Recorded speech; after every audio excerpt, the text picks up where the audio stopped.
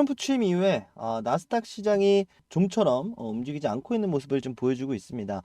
엔비디아 그리고 마이크로소프트 같은 경우에는 강한 모습을 좀 보여주고 있지만 최근 들어 좀 강세를 보여줬었던 뭐 양자라든지 테슬라라든지 기존의 강세였던 종목들, 기업들이 좀 하락세를 보이고 있고 기존에 좀 소외됐던 기업들이 올라가고 있습니다.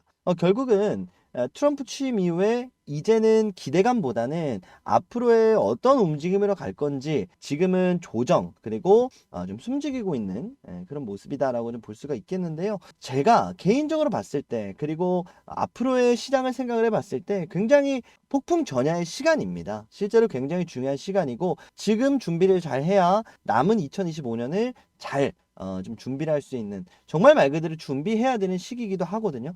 이제 우리나라는 명절이 껴 있다 보니까 한 일주일 정도 가량은 좀 이런 시장의 스트레스에서 좀 벗어날 수도 있다라고 좀 말씀을 드리고 싶지만 그럼에도 불구하고 미국 주식에 관심 있으신 분들은 미국 주식은 쉬지 않으니까 이 부분 반드시 좀 체크를 하셔야 될 것 같습니다. 오늘 말씀드릴 내용은 이제 트럼프 그리고 앞으로의 흐름들 어떠한 기업들 그리고 미장에 투자를 한다면 언제쯤 해야 되는가 저는 단언코 2월 전이다 좀 말씀을 드리고 싶으니까요. 일단 내용 좀 정리를 해보고 앞으로의 흐름까지 정리를 해보도록 하겠습니다.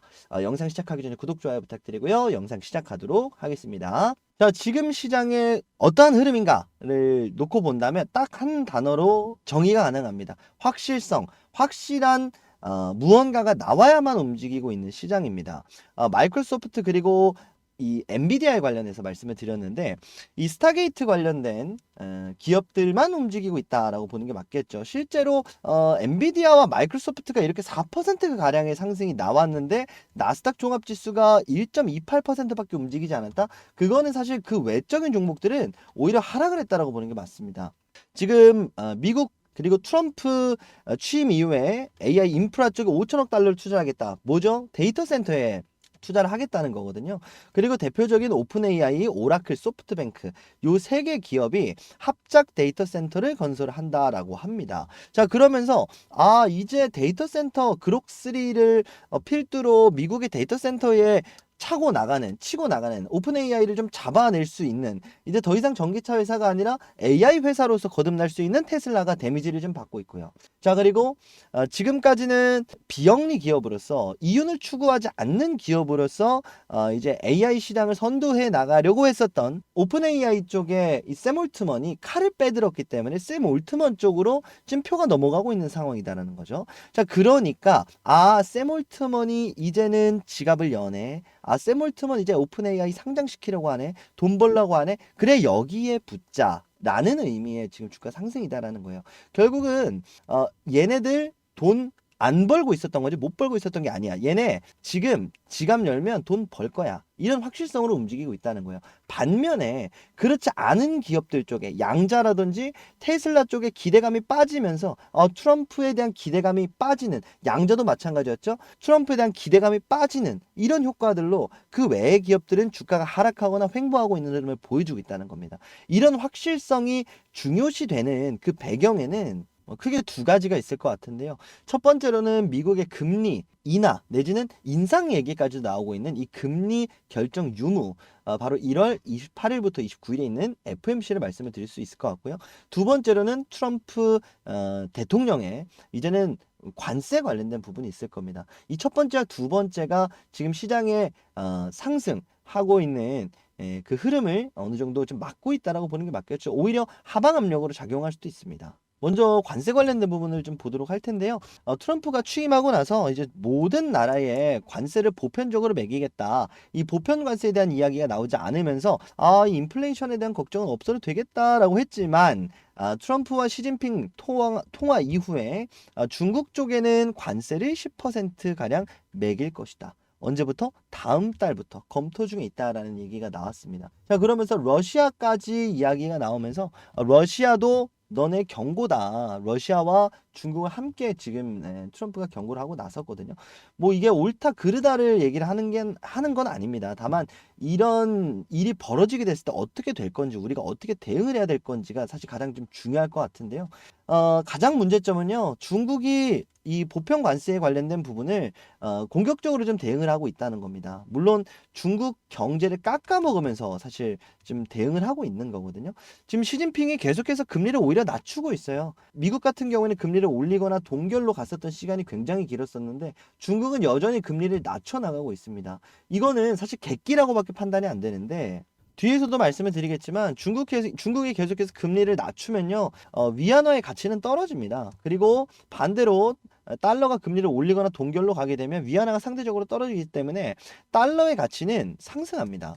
자, 그럼 어떻게 되죠? 계속해서 그럼 중국의 위안화 가치가 떨어지니까 이거 중국이 꼬리 내리는 거 아닙니까? 라고 생각할 수 있겠지만, 이건 수출에 그리고 수입에 의존하는 나라인 경우에만 그래요. 근데 중국 같은 경우에 사실 대부분 자급자족이 되는 상황이거든요.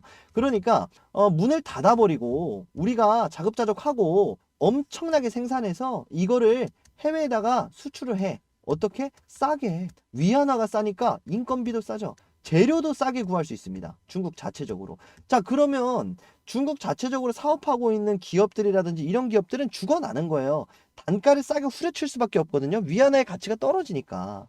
자, 그러면 이제 어떻게 되냐면 중국이 계속해서 돈을 찍어내면서 금리를 낮추면서 위안화의 가치를 낮추면서 자급자족하면서 버티게 들어갑니다. 자, 그리고 여기서 나오는 수출품들의 가치가 떨어지죠. 자, 그럼 이 수출품들이 어디로 퍼지냐? 전 세계로 퍼지게 되죠. 자, 전 세계로 퍼지게 되면 중국이 너무 싸게 파니까 우리나라 같은 수출 기업들은 답이 안 나오는 거예요. 자, 그러다 보니까 우리나라가 중국 기업을 이겨낼 방안이 없는 거죠. 마찬가지로 그건 미국에도 해당이 됩니다. 미국 쪽에도 물가가 오르잖아요. 물가가 올랐을 때 미국 기업에 있는 물건을 활용하는 것보다 중국 기업을 사실 수출해서 활용하는 게 더 싸거든요. 훨씬 싸거든요. 그러니까 관세를 부과를 해서 이거를 원천 하겠다는 겁니다. 트럼프 입장은 이거예요. 실제로 중국 쪽에 잡음이 굉장히 많이 나오고 있습니다. 말 그대로 디플레이션, 인플레이션이 아니라 물가가 바닥을 치는 흐름으로 가고 있는 거예요. 계속해서 돈을 찍어내죠. 해외 쪽에다가 싼값에 수출을 하죠. 금리를 계속해서 내리죠. 내수는 되겠지만 내수의 늪에 빠져서 전 세계적으로 후진국으로 지금 접어드는 디플레이터가 3년 연속 마이너스라는 블룸버그 조사 결과가 나왔습니다. GDP 디플레이터는 뭐냐면요, 명목 GDP, 실질 GDP를 뭐 나눴다 뭐 이렇게 좀 어렵게 설명이 되어 있지만 쉽게 얘기를 하면 국민 소득과 물가 요인을 포괄하는 종합적인 물가 지수다, 이렇게 좀 표현이 돼 있죠. 한마디로 마이너스라는 거예요. 종합적인 물가 지수. 중국의 물가 지수가 마이너스로 가고 있다는 겁니다. 중국의 가치가 떨어지고 있다는 거예요. 그럼에도 불구하고 이 보편 관세에 맞서는 방향으로 중국이 계속해서 금리 인하의 스탠스를 지속한다면 결국은 말씀드렸던 것처럼 트럼프는 이 중국 관세를 적용할 수밖에 없습니다. 왜냐? 결국은 중국이 전 세계의 싼값에 뭐 배터리라든지 아니면 소부장들 있죠. 아니면 석유 화학 장비들 있죠. 이런 거를 전부 다 싸게 풀어버리면은 우리나라 입장에 지금 석유 화학이 망하게 되는 이유가 뭡니까? 중국산 석유 화학 제품이 너무 싸요. 그쵸? 자, 근데 우리나라가 이걸 아무리 싸게 수출을 하려 그래도 적자를 보면서까지 다시 수출하면 안 되잖아요. 그러니까 공장 가동을 못하는 지경까지 오게 된 건데 이걸 미국 입장에선 막아내겠다는 겁니다. 뭘로? 관세로. 중국한테 싸게 사지 마라. 중국한테 싸게 사도 내가 관세 때릴 거야, 이거거든요. 근데 문제는 중국한테만 적용이 되는 게 아니라 중국 물건을 사서 우리나라에서 제조해서 미국에 가면 그건 관세가 어떻게 될 것인지, 한 달을 걸쳐서 가면 어떻게 될 것인지, FTA를 적용한 나라는 적용이 될 것인지 말 것인지, 이런 부분들이 아직 명확하지 않거든요. 그러니까 이런 부분들이 자연스럽게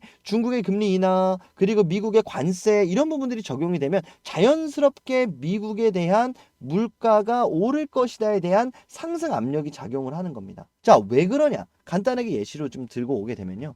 자동차를 좀 비유를 해볼게요. 자, 기존에 기업들이 10,000달러에 한 대를 팔았을 때 영업이익을 2,000달러 가져갔다. 20%의 영업이익을 가져갔다라고 해보겠습니다. 자, 근데 이 보편관세가 적용이 되게 되면 물론 중국에만 적용한다 하지만 일단 예시니까 그거만 알고 계시면 되겠고요. 자, 판매가를 그러면 9,000달러 그리고 관세 1,000달러 이렇게 해서 소비자가 받아들이기에 똑같이 10,000달러로 받아들일까요? 아니죠. 판매가는 그대로 가고 관세 1,000달러까지 포함을 해서 소비자 입장에서는 $11,000의 자동차를 구매를 하게 될 겁니다. 영업이익을 절대 포기하지 않아요. 결국 기업 입장에서는 영업이익 $2,000, 영업이익 $2,000를 맞춰가기 위해서 이 관세까지도 미국 자국민들한테, 미국 국민들한테 이거를 매길 수밖에 없습니다. 그럼 자연스럽게 어떻게 됩니까? 자동차는 $10,000였던 게 $11,000로 물가가 상승할 겁니다. 이게 뭐죠? 바로 인플레이션입니다. 인플레이션을 자극하게 된다라는 얘기가 바로 여기서 나오는 거예요.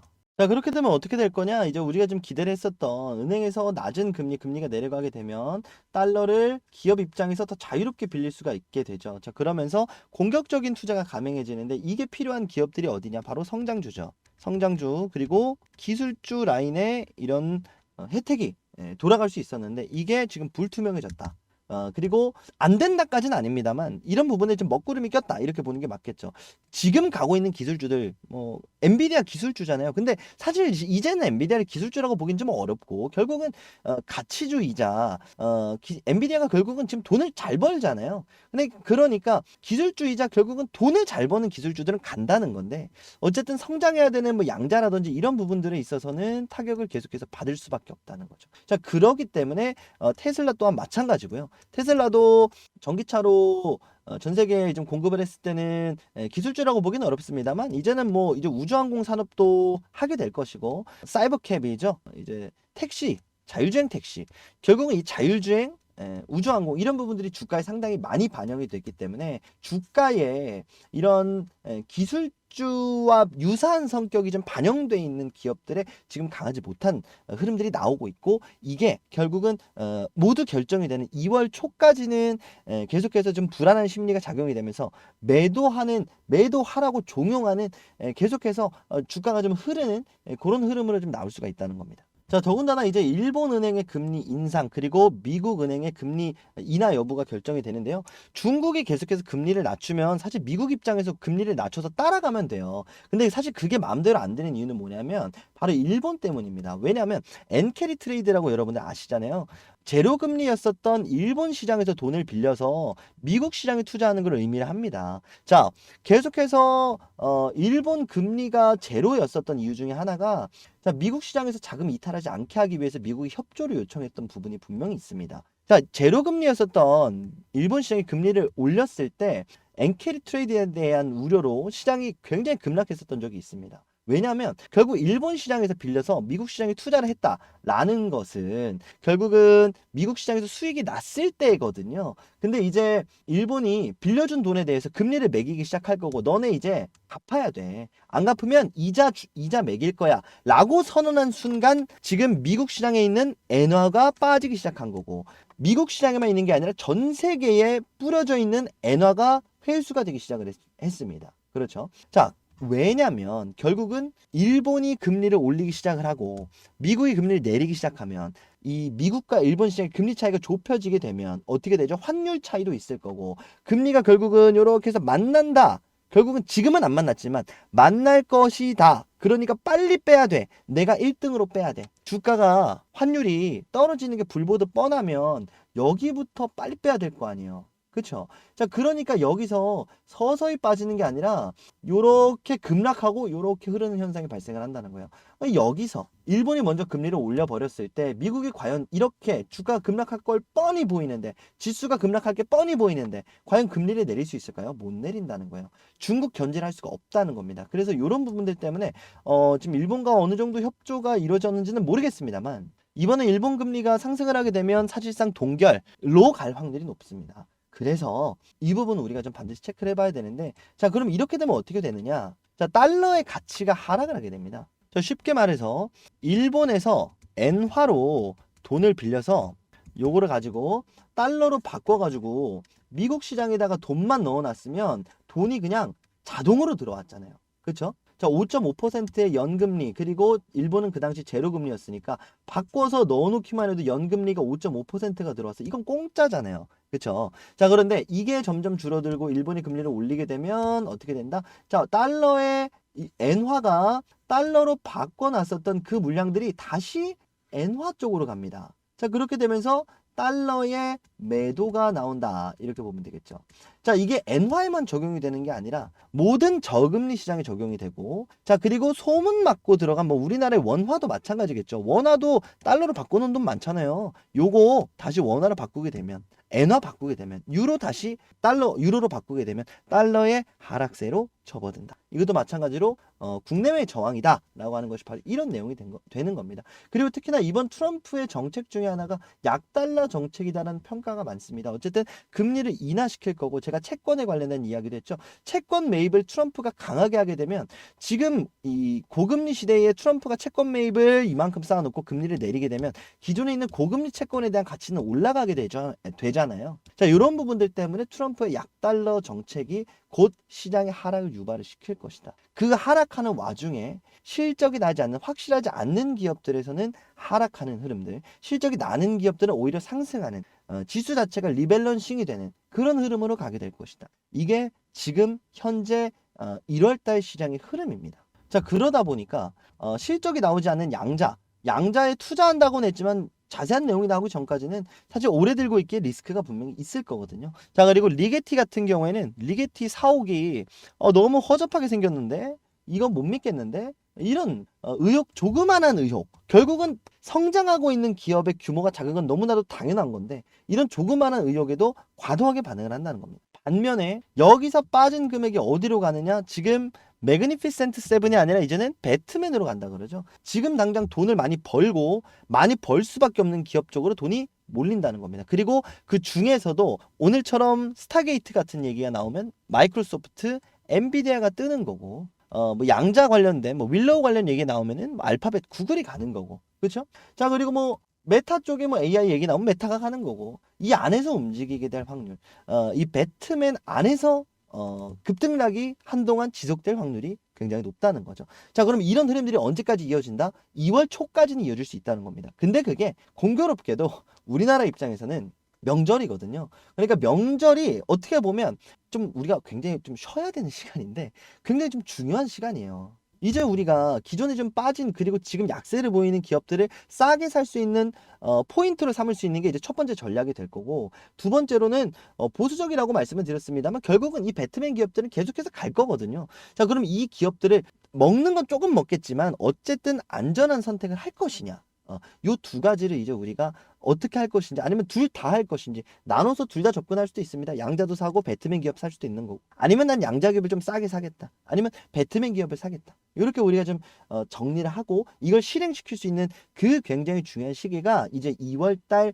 전후, 1월 말 2월 초가 될 것이다 라는 거죠. 오늘 영상 내용의 핵심 포인트는 사실 요겁니다. 모든 내용들이 그래요. 이제 중국 관세 부과도 결국 이제 2월 달을 얘기를 하고 있고요. 자, 그리고 FMC도 28일이기 때문에 사실상 이제 요 이후에 어떤 흐름으로 갈지, 그리고 달러가 어떤 방향으로 갈지까지도 이제 우리가 좀 체크를 해봐야 되는 상황이기 때문에 2월 전 대응이 가장 좀 중요하다라고 좀 말씀을 드리고, 매수를 한다라고 한다면 내가 지금 좀 빠져있는 기업들을 산다라고 한다면 최대한 싸게 사는 게 좋을 거고요. 최대한 나눠 사는 게 좋을 겁니다. 반면에 이 배트맨 기업을 산다라고 한다면 조금이라도 빠르게 사는 게 좋을 겁니다. 더 오르기 전에 빨리 사는 게 좋겠죠. 다 오르고 나서 그때 사면 오히려 이거는 장점이라고 볼 수가 없으니까요. 그렇죠? 그래서 전자든 후자든 여러분들의 전략이 굉장히 중요하고, 그 시기가 굉장히 중요한 시기가 바로 지금이고요. 그리고 명절 기간이 되겠습니다. 우리 작년을 기억하시는 분들은 기억하실 거예요.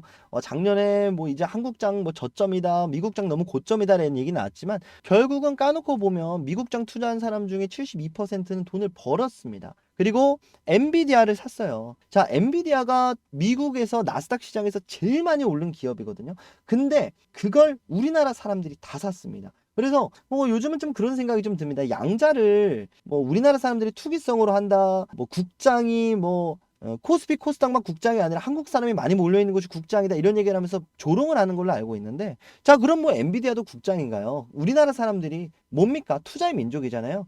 가장 먼저 좋다라는 그 냄새를 가장 잘 맡는 민족 중에 한 명입니다. 우리나라 사람들이 양자에 투자를 한다, 아니면 엔비디아에 투자를 한다, 그럴 만한 이유가 있는 거겠죠. 물려도 나스닥에 물리라는 얘기가 있습니다. 그리고 당연하게도 안 물리는 게 제일 좋겠죠. 안 물리기 위해서는 내가 어느 기업이 어떻게 그리고 얼마만큼 대응하고 언제 들어가느냐 굉장히 중요한 시기거든요. 오늘 말씀드린 내용들 여러분들 생각을 좀 해보셔서요. 명절 뭐 잘 세시고 명절 동안에 그냥 밤에 잠깐 이렇게 시장 흐름 그리고 저도 영상 계속해서 올려드릴 거거든요. 영상 체크하시면서 제가 뭐 뒤에서도 말씀을 드리겠지만 공부방 운영 중에 있습니다. 영상 일일이 보기 힘드신 분들은 공부방만 들어오셔도 여러분들 요거 체크하시면서 대응하시는데 아니면 대응 안 하셔도 되겠습니다만 내가 이걸 알고 있냐 아니면 모르고 당하느냐는 분명히 천지 차이거든요.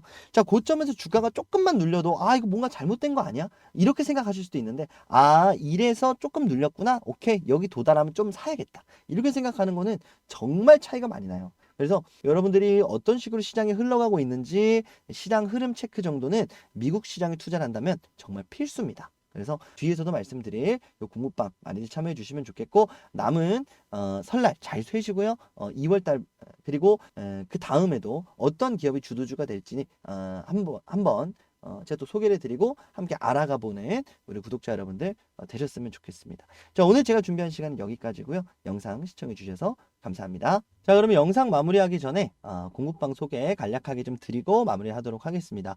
새해맞이 부자 만들기 프로젝트라는 좀 거창한 이름을 좀 지어봤는데요. 무료입니다. 돈 받는 거 아니니까 영상 끝까지 시청해 주시고요. 간략하게 자기소개를 좀 드리자면요. 저는 투자 자산운용사 자격증을 소지를 하고 있습니다. 그래서 자문역으로서 이렇게 주식 공부방을 운영을 하고 있는데요. 정보 공유하고 여러분들한테 종목까지도 소개해 드리면서 시장 분석을 해드리고 있는 방입니다. 주식 공부방은 이런 분들이 좀 참여를 하셨으면 좋겠습니다. 관심은 있는데 미국 주식 어떻게 하는지도 모르겠고 무슨 ETF? 뭐 TQQQ는 뭐지? ISA를 활용하라는데 뭐지? 굉장히 좀 어려워하시는 분들이 계세요. 어느 증권사를 활용할지도 모르겠고 어느 기업을 살지도 잘 모르겠고 그래서 내가 어느 기업을 살지 모르겠다. 그리고 어느 증권사를 활용하는 게 어느 계좌를 활용하는 게 유리하겠다. 사실 굉장히 쉽거든요. 반면에 쉽지만 이걸 잘 못하면 정말 세금 폭탄을 맞을 수도 있는 게 미국 주식이기도 합니다. 그래서 이런 부분들이 있어서 내가 좀 궁금하거나 아니면 좀 망설여졌던 부분들이 있으시다면 공부방 통해서 여러분들 모두 다 단번에 좀 해결을 하실 수 있게 만들어 놓은 방이니까 모두들 참여를 좀 하셨으면 좋겠고요. 자, 참여 방법 말씀을 드리도록 하겠습니다. 자, 1668-5284번 수신 전용 번호입니다. 그래서 요 번호로 구독, 좋아요 눌러주시고 구독자분들이라면 그냥 남겨주시면 되고 좋아요만 누르고 남겨주시면 되고 지금 시청하시는 분들 누구나 무료 입장이다 이렇게 만들어놨죠. 구독자가 아니시라면 지금 구독 누르면 구독자가 되시는 거니까 눌러주시고 1668-5284번으로 구독했습니다 라고 이제 구독 문자 메시지 전송을 해주시면 되겠습니다. 그럼 초대 링크 발송을 해드릴 건데요. 자, 혹시나 말씀을 드리면 수신 전용 번호기 때문에 여러분들 요 개인정보 유출이라든지 뭐 스팸 이거 보냈더니 뭐 문자 폭탄이 와요 이렇게 고민하시는 분들 많으실 텐데요.